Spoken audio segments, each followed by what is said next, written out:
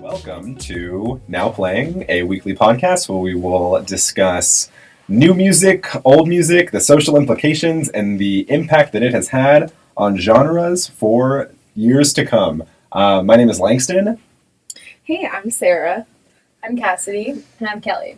So going forward, we will discuss some of the newest albums and as they roll out through 2018. But today we wanted to just reflect and look back on some of our favorite bodies of music from the last couple of years. We all picked a favorite, and we'll just spend the next episode chatting about it. Yeah, sounds good. We're ready to go. I'll go first. The album that I picked as one of my favorites for a lot of reasons is Solange's A Seat at the Table. Absolutely. And not only is it objectively just such a beautiful piece of work, it speaks to something that resonates so much with me and has resonated so much with like Black and brown people across the world, really. Yeah. And so it's been, for me, something that has been able to give a softness and a genuineness. That's not a word. Words are hard. You made it hard. To a Black experience. And so she has songs on the album like Mad, with an interlude with her mom that just talks about like navigating this world as a Black woman. Yeah. And it's just so powerful, and to see an album like that reach the amount of accolades that it has been so phenomenal. So I'm doing Kesha's new album, Rainbow. I chose this just because of the social ramifications around the album. It's just so important with the Me Too movement and just feminine empowerment, and I just thought it would be really fun to talk about. Just plus she's a little throwback for all of us, and I think it's fun to talk about her in a new light. So that's what I will do. Yeah. I'm going to talk about Melodrama today, Lorde's sophomore album. The reason this album is so important to me is simply because me and Lorde are kind of doing the same things right now. Maybe she's doing them on a larger scale, but we're going through the same kind of stuff. So It's really special to kind of have her put it into prettier words than I can and put a good sound to it. So yeah. Cool.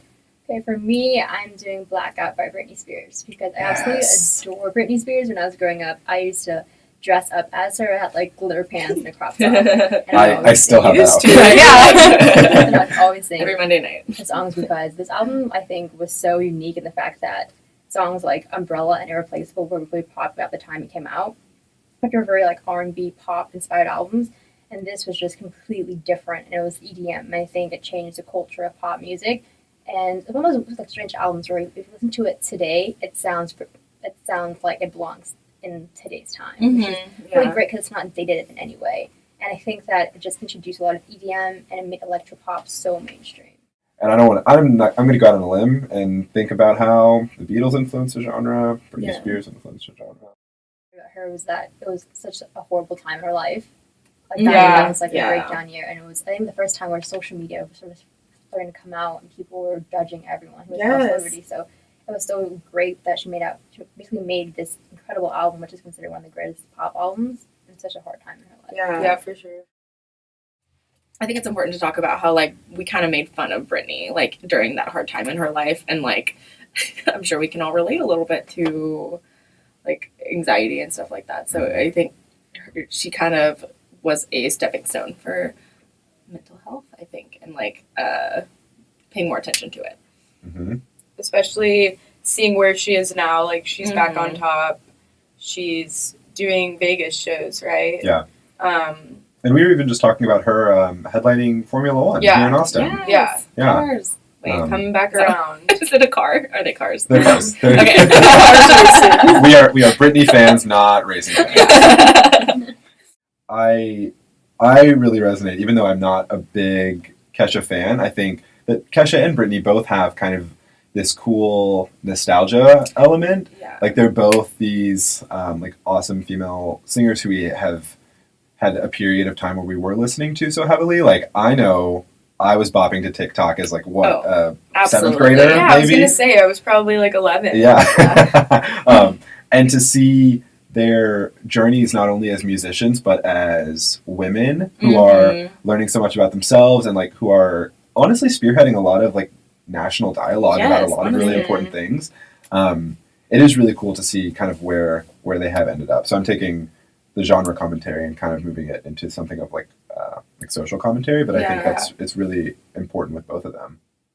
And going on with Kesha, it's like whenever I feel like we were really like into her when we were in like middle school kind of time, and then we took like a little hiatus, and she had like an incredibly hard time like emotionally with the whole Dr. Luke situation she sued him in like 2014 for abuse, and like the judge wouldn't even let her like record her own music because she was still like a part of his album label, or he like since he was her producer, and that was just awful. And I feel like her fans weren't really like there for her because we kind of grew out of her, and she almost became like a I don't want to say a joke. I feel like that's kind of harsh, but like people kind of made it like memes out of her, and like she was just like this party girl that people kind of just set aside, and she was really going through like a hard time in her life, and now we jam out to like TikTok and stuff now that we're a little older, and it's more of like throwback music.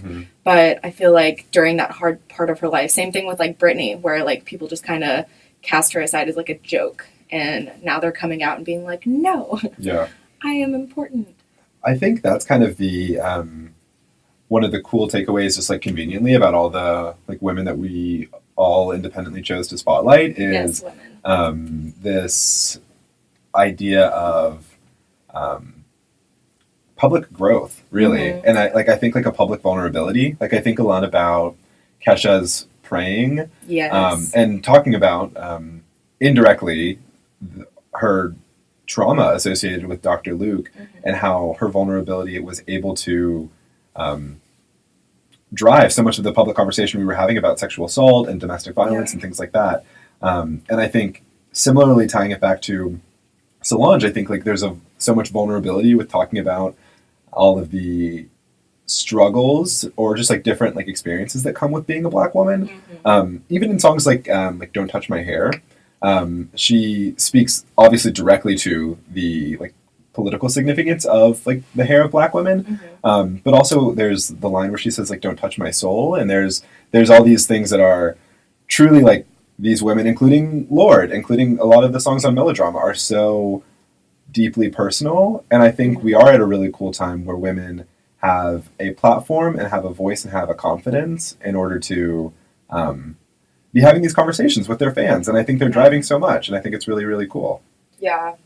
You know what's like really strange to me though is that, well, like Kesha and Britney, I think that they're so pressured to do what their label wanted them to do, and like I think what's so frustrating about like Lorde and Solange is I feel like they did what they wanted to do. Yes. That's actually a really And good I feel point. like it's a good like mix between like kind of old artists breaking out and like these new artists that are saying like, this is what we're doing now. Right. This is what music is now.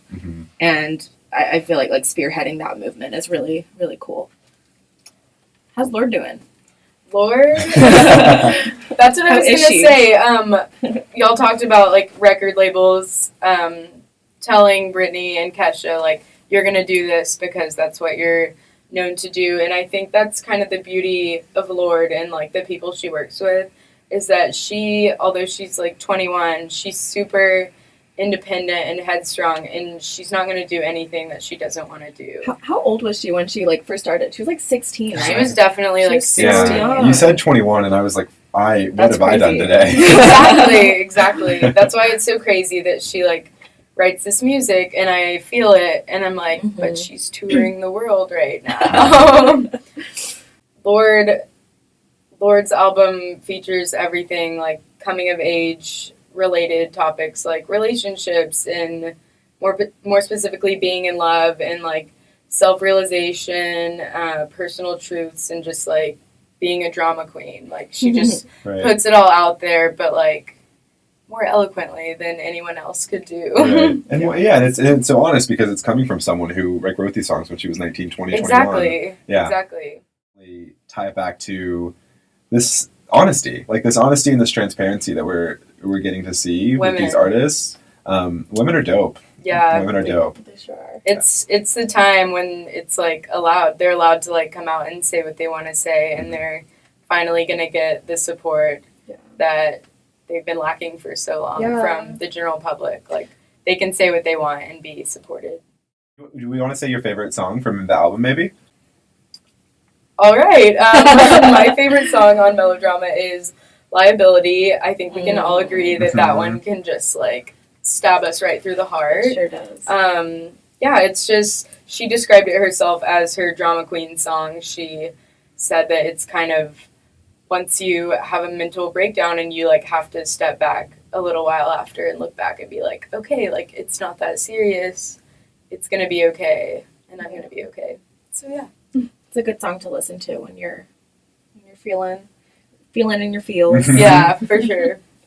Speaking of songs that make you feel in your feels, Kesha's Praying. I'm sure you've all heard it. It's quite the song, quite the impactful song.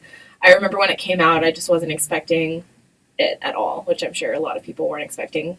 Totally. This voice from Kesha, which was really cool. And it was just kind of like, with the music video, it was really impactful, just very like her coming out and but like I'm sure y'all have seen it like on the Grammys, whenever she did her Grammy performance. That was really extraordinary, just her being like, no, I'm here, I'm gonna sing my song.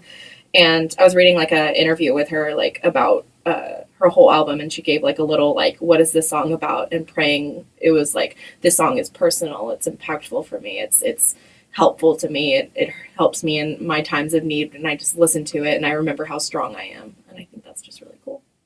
My favorite track from A Seat at the Table is Don't Wish Me Well, which I think is not talked about enough, frankly. But it's really just a song about Solange's growth. And I think it's like lyrically, it's very interesting to me because it's speaking so much about her own growth, but it is often framed in the like voyeurship of someone else. So like in the chorus, she says, I'm going all the way, but I'll leave on the lights for you. And so it's all these like little things about like growing as an individual, but also like holding on to like past relationships and past people. And in a similar way with Praying and Liability, like there's like so much space, as we've talked about, for growth, but also like an inherent need for this like emotional reflection. And so that really resonated with me. So that's easily my favorite song. For me, from Blackout, it would have to be Why Should I Be Sad by Britney Spears. Yes, It's because of the fact that it's not one of the popular songs on our album, and I want to say 80% of our album is just like bops you can do like at the club. Yeah. It was so different about this. This was a deep cut.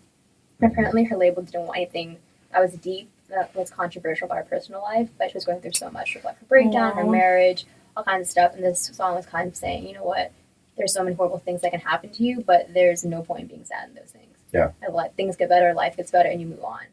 So I guess the main takeaway from this episode, and to wrap everything up, that artists that are women are incredibly strong. Women in the music industry are getting more and more powerful as we speak.